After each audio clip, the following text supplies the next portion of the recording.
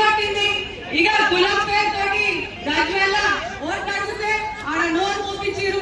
ఇక మతం పేరుతోటి మనకు అడుగు పెట్టిండు. గతంలో ఈడ బీజేపీ ఎమ్మెల్యే ఉన్నప్పుడు కేంద్రంలో బీజేపీ ఉండే మన ఈడ రూపాయి కూడా పనియాలి. మన ఇప్పుడు అయితే అలాంటి ఏ పనులు కూడా రావు. కేంద్రంలో రావాలని కాంగ్రెస్ సర్కార్, రాష్ట్రం ఉన్నది కాంగ్రెస్ ప్రభుత్వం. ఈడికేది కాంగ్రెస్ పార్టీ గెలిస్తే రేవంత్ అన్న నుంచి నిధులు తీసుకొచ్చే బాధ్యత మాది. మరి అన్న ఎప్పుడు కూడా పర్మనెంట్ షేర్ కావాలి, నచ్చ ఏం కావాలని అడగకుండా మీ ప్రాంతానికి ఎంత కోట్ల రూపాయలు నిధులు కావాలని అడుగుతారు. మరి ఈడికేది కాంగ్రెస్ పార్టీ గెలిస్తే రేవంత్ అన్న గెలిచినట్టే. కాబట్టి అందరూ కూడా చేకూర్లు ఓటేసి కింద మహేందర్ రెడ్డి గారిని గెలిపాలని కోరుతూ మరొకసారి ఉన్న పెద్దలు రేవంత్ అన్న గారికి అందరూ కూడా నమస్కారం. మీ అందరి అభిమాన నాయకుడు, యువ నాయకుడు, ఉప్పల్ నియోజకవర్గ ఇన్ఛార్జ్ అయినటువంటి పరమేశ్వర్ రెడ్డి గారిని మాట్లాడుతున్నారు.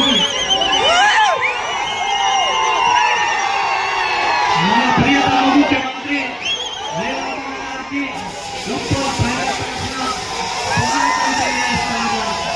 అదేవిధంగా మన సోదరులని మరి మల్కాజ్గిరి పార్లమెంట్ కాంగ్రెస్ పార్టీ అభ్యర్థి సునీత మహేందర్ రెడ్డి గారికి, అదేవిధంగా మన ఎమ్మెల్సీ మహేందర్ అన్న గారికి, అదేవిధంగా జిల్లా పార్టీ అధ్యక్షులు సింగిరెడ్డి హరివర్ధన్ రెడ్డి గారికి, నా సోదరుడు మాజీ ఎమ్మెల్యే మరి మైనంపల్లి అనంతన్న గారికి, శరత్ చంద్రారెడ్డి గారికి, కార్పొరేటర్ బొత్తు శ్రీదేవి గారికి, అదేవిధంగా స్వర్ణరాజు గారికి, మరి ఉప్పల్ కార్పొరేటర్ రజిత గారికి, శరత్ చంద్రారెడ్డి గారికి, నా అక్కలకు, చెల్లెలకు, అన్నలకు, తమ్ములకు అందరికీ నమస్కారాలు తెలియజేస్తా ఉన్నా.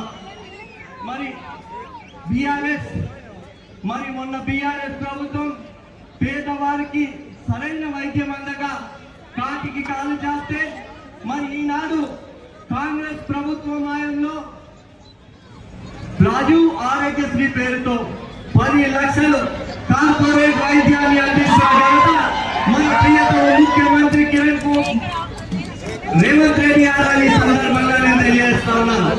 నా అక్కల చెల్లెళ్ళకు అన్నిటిని తుడవాలి, వాళ్ళ కష్టాల నుండి దూరం చేయాలి, మహిళలందరినీ లక్షాధికారం చేయాలనే ఉద్దేశంతో మరి వడ్డీ లేని రుణాలు ఇస్తున్న ఘనత రెడ్డి గారిని ఈ సందర్భంగా గర్వంగా తెలియజేస్తా ఉన్నాను.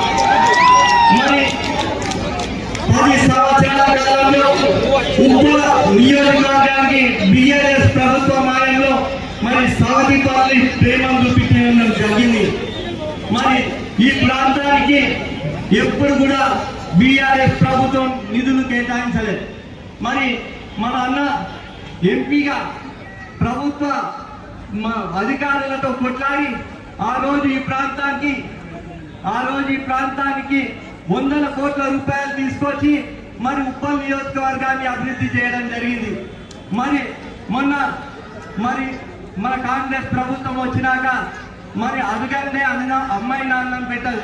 కానీ మన రేవంత్ అన్న మనం అడగకమాకే పక్కనున్న ప్రభుత్వ పాఠశాలకు 2 కోట్లు, అదేవిధంగా మన నియోజకవర్గానికి 10 కోట్ల రూపాయలతో పాటు ట్రాఫిక్ రద్దీ ఉంది కాబట్టి ప్రధాన కూడళ్లకు ఏఎస్ రావు నగర్, రాధికా చౌరస్తా, హెచ్ఎండి, నాచారం ఇలా ప్రభుత్వ కూడళ్లకు అన్నిటికీ కూడా కోట్ల రూపాయల నిధులు తీసుకొచ్చి మన అభివృద్ధి చేయడం జరిగింది. మరి ఈరోజు ఇక్కడ నుంచి బీజేపీ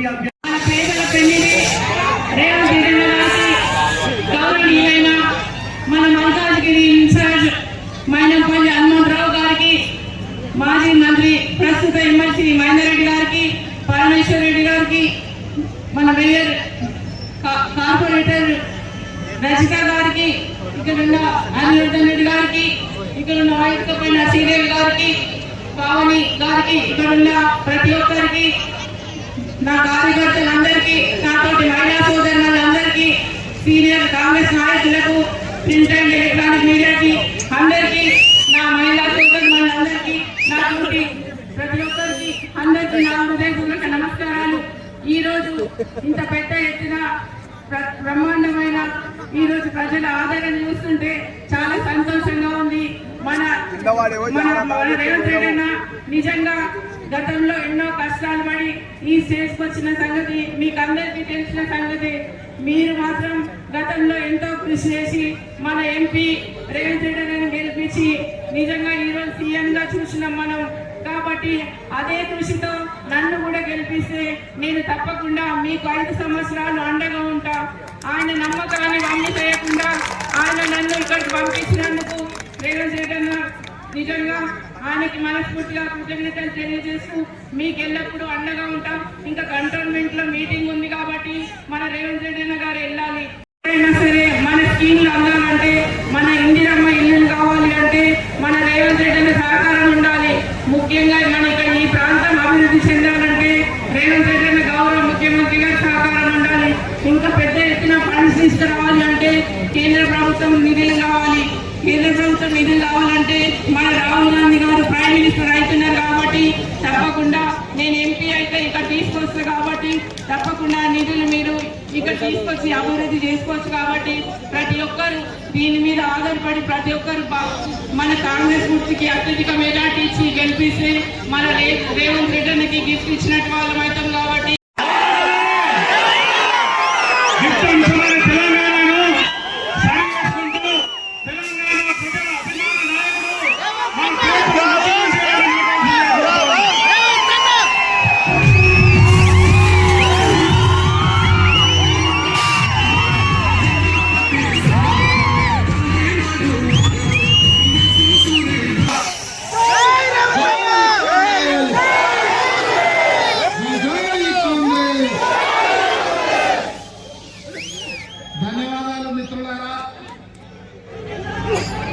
శ్రీమతి సోనియా గాంధీ గారు, శ్రీ మల్లికార్జున ఖర్గే గారు, శ్రీ రాహుల్ గాంధీ గారు మల్కాజ్గిరి పార్లమెంటు నియోజకవర్గ కాంగ్రెస్ పార్టీ అభ్యర్థిగా సునీత మహేందర్ రెడ్డి గారిని ఈ ఎన్నికల బరిలో దించితే ఈరోజు సునీత మహేందర్ రెడ్డి గారిని గెలిపించడానికి కాంగ్రెస్ పార్టీ జెండా ఉప్పల్ గడ్డ మీద ఎగరేయడానికి మిత్రుడు పరమేశ్వర్ రెడ్డి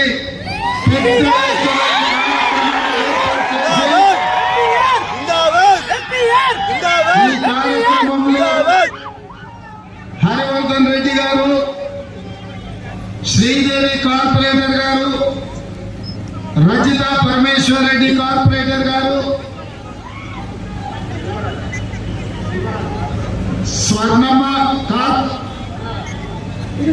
స్వర్ణరాజ్ కార్పొరేటర్ గారు, మాజీ మంత్రివర్యులు, శాసన మండలి సభ్యులు చీఫ్ పట్నం మహేందర్ రెడ్డి గారు, మేడ్చల్ మల్కాజ్గిరి జిల్లా పార్టీ నాయకులు, మండల పార్టీ అధ్యక్షులు, డివిజన్ పార్టీ అధ్యక్షులు, బస్తీలలో ఉండే మా కాంగ్రెస్ పార్టీ కార్యకర్తలు, మా కమ్యూనిస్టు సోదరులు, మా తెలంగాణ జనసమితి నాయకులు, మా ఆడబిడ్డలందరూ కూడా సునీతమ్మను ఆశీర్వదించడానికి వచ్చేసినందుకు, కాంగ్రెస్ పార్టీని గెలిపించడానికి కంకణం కట్టుకున్నందుకు మీకందరికీ మనస్ఫూర్తిగా ధన్యవాదాలు, కృతజ్ఞతలు.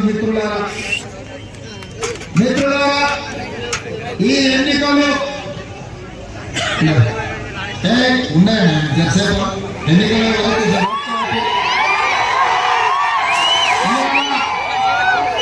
మా యూత్ కాంగ్రెస్, మా ఎన్ఎస్వై నాయకులకు ఉత్సాహం మూసీ నది పరిగెత్తినట్టు పరిగెత్తుతుంది.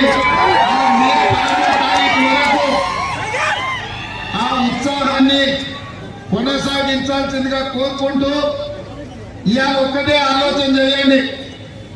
ఈ ఎన్నికల్లో 3 నిలబడ్డారు. కాంగ్రెస్ పార్టీ నుంచి సునీత మహేందర్ రెడ్డి గారు, వారి రాజకీయ నేపథ్యం, రంగారెడ్డి జిల్లాలో వారు చేసిన పనులు, మహేందర్ రెడ్డి గారు ఈ ప్రాంతంతో ఉన్న అనుబంధం ఒక్కసారి చూడండి. రెండవది, బీఆర్ఎస్ నుంచి ఎవరైతే నిలబడ్డారో, ఇక నేను పేరు కూడా తీసుకోదలుచుకోలేదు, ఇప్పుడే మా పరమేశ్ అన్ని వివరాలు చెప్పిండు. ఎందుకంటే వాళ్ళు ఎన్నికల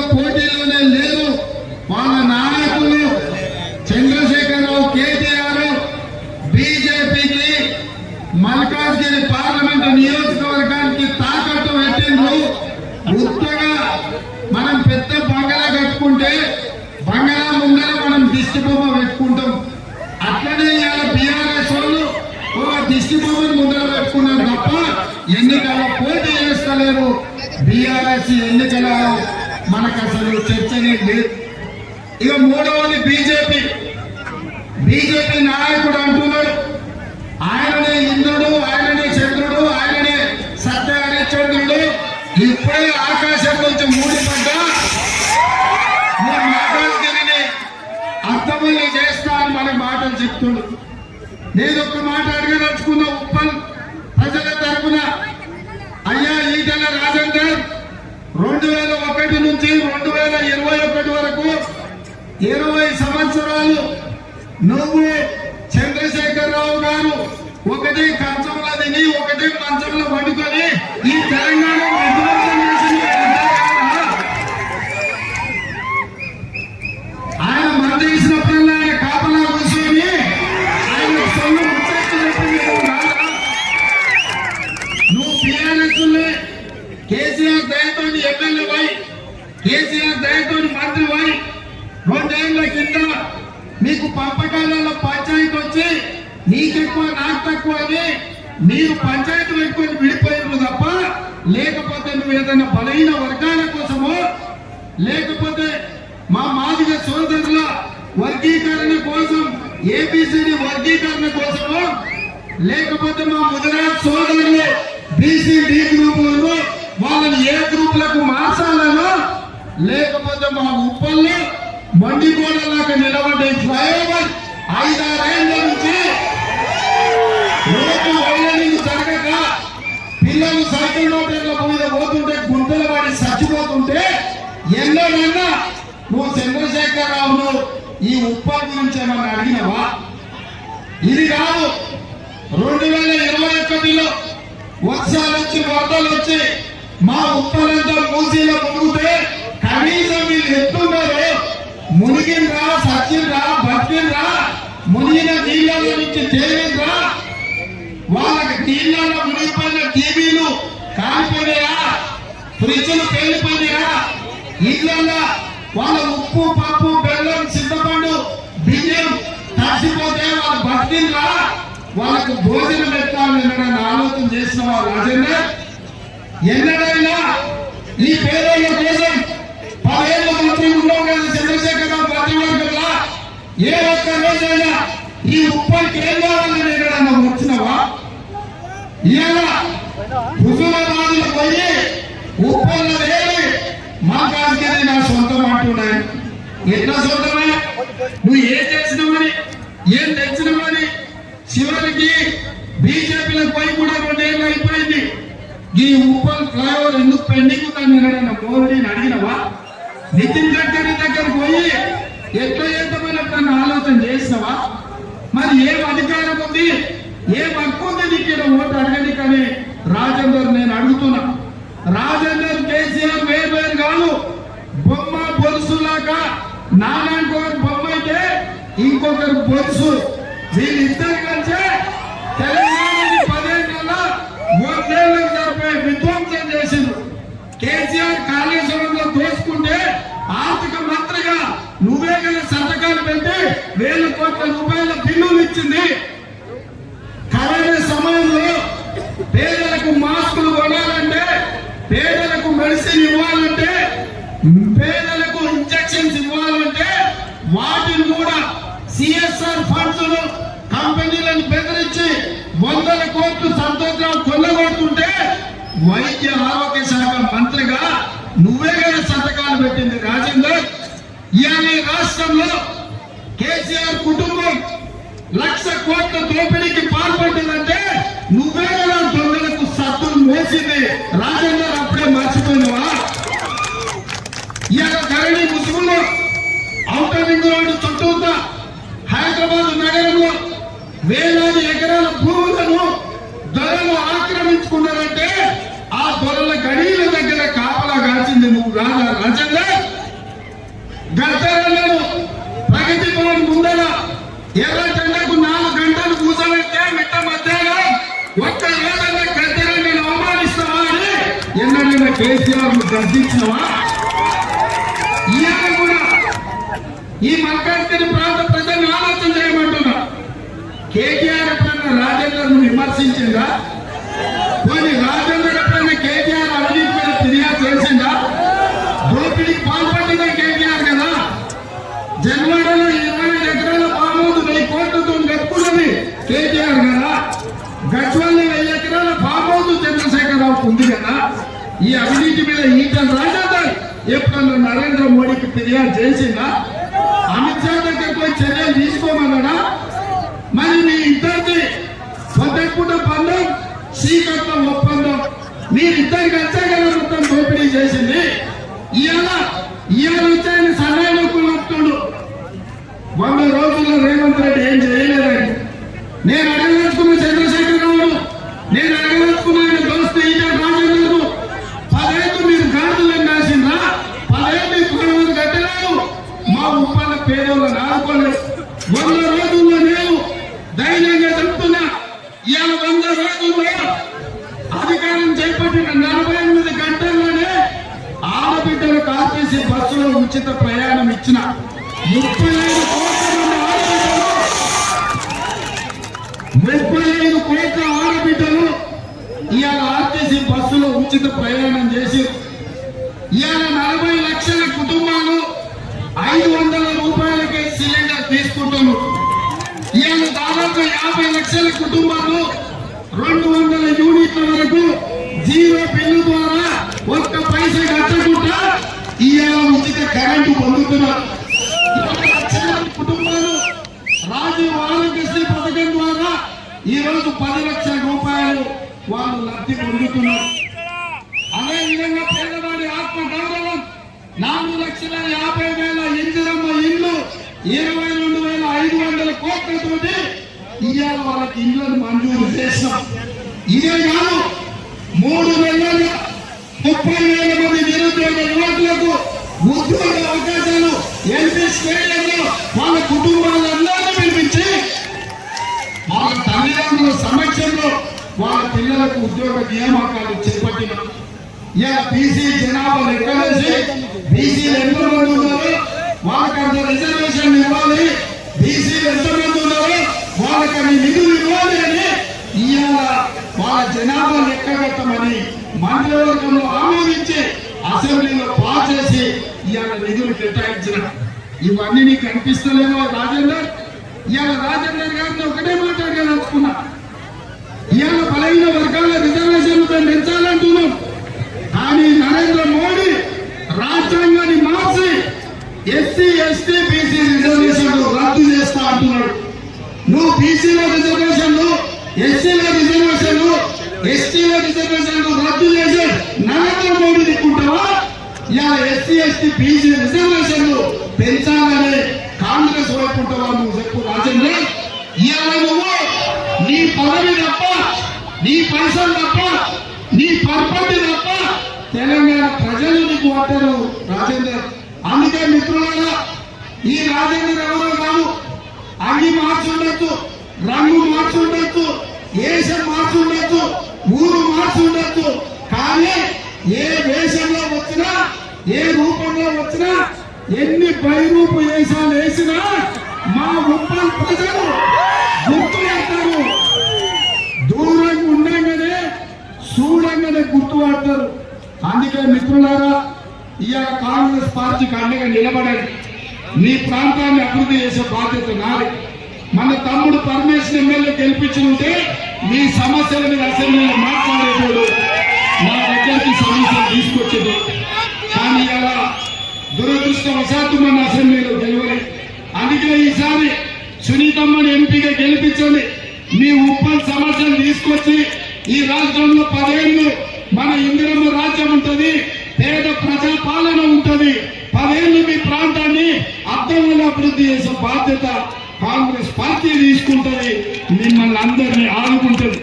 అందుకే సునీత మహేందర్ రెడ్డిని అత్యధిక మెజార్టీతో గెలిపించండి అని మిమ్మల్ని అందరినీ నేను అడుగుతున్నా. అందుకే మిత్రులారా,